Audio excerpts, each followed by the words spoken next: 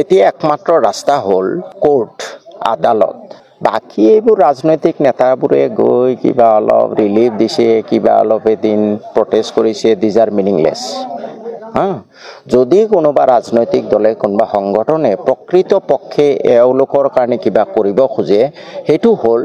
যে কোৰ্টত যোৱা আৰু পাৰ্মানেণ্ট সলিউশ্যন কৰিবলৈ হ'লে যিসকল ৰাজনৈতিক নেতাই গৈ এতিয়া ঘৰিয়ালৰ চকুলো টুকি আছে তেওঁলোকে কথা দিয়ক এই মানুহখিনিক কোনো ৰিলিফ নালাগে তেওঁলোকে গৈ কথা দিয়ক আমাৰ চৰকাৰ আহিলে আপোনালোক সকলোকে পাত্তা দিম এইটো কওক না কক আজি ইমান ডাঙৰ ডাঙৰ নেতা তাত গৈ আছে দেখি আছো কোনোবাজনৰ মুখৰ পৰা শুনিছেনে যে আমি চৰকাৰ হ'লে আমি পাত্তা দিম ৰকিবুল হুছেইন 10 লাখ ভোটত জিকিলে সিদিনা গৈ দেখিছে নৌটংকি কৰি আছে তেওঁ কিয় কথা দিব নোৱাৰে তেওঁ দিয়ক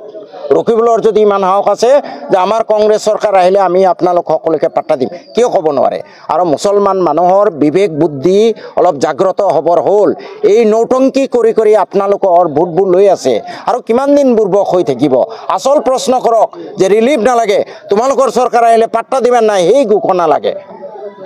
কিন্তু আমি তো আৰু জিন্দাবাদ দি আছো আমাৰ বাপদাদাৰ দল গতিকে বাপদাদাৰ দলে এনেকে ঠগি থাকিব এটো আপোনালোকে ভাবক না এতিয়াও যদি ভাবিব নোৱাৰে মই তো নিৰ্বাচনৰ আগতে কৈছো ৰকিবুল জিকিলে মুছলমান কান্দিব লাগিব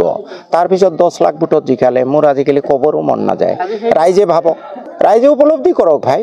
আমি কোন কোটা শুনে নে ৰাইজে আমাৰ কথা ইলেকশ্যনৰ আগত কলো ৰকিবুলক ভোট দিলে আপোনালোকে কান্দিব লাগিব মই আজমল সাহেবৰ ৰাজনৈতিক যেটো চিন্তা চৰ্চা হেতু মই ভাল নাপাও তেওঁৰ কিছুমান কৰ্মকাণ্ডই বিজেপিক সহায় কৰা যেন লাগে কিন্তু যদি ব্যক্তিগতভাৱে যাও ৰকিবুলতকৈ আজমল সাহেব 1000 গুণ ভাল আছিল তেওঁৰ ৰাজনীতি মই ভাল নাপাও তেওঁৰ ৰাজনৈতিক দলত মই নেযাও কিন্তু ব্যক্তিগতভাৱে অন্তত আজমল সাহেবৰ কাৰণে ধুবৰী ফুলবাৰী ব্ৰিজটো হৈছে এয়াৰপৰ্টটো হৈছে আজি এই কিবা এই যিখিনি উচ্ছেদ কৰিছে তাৰে দুটা ল'ৰা ছোৱালীক নি হয়তো তেওঁ পৰুৱালে হেতেন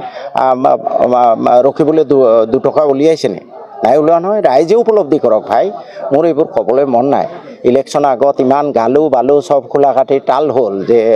ৰকিবুল জিকিলে কান্দিব লাগিব বৰপেটাত এইটো কি আছিলে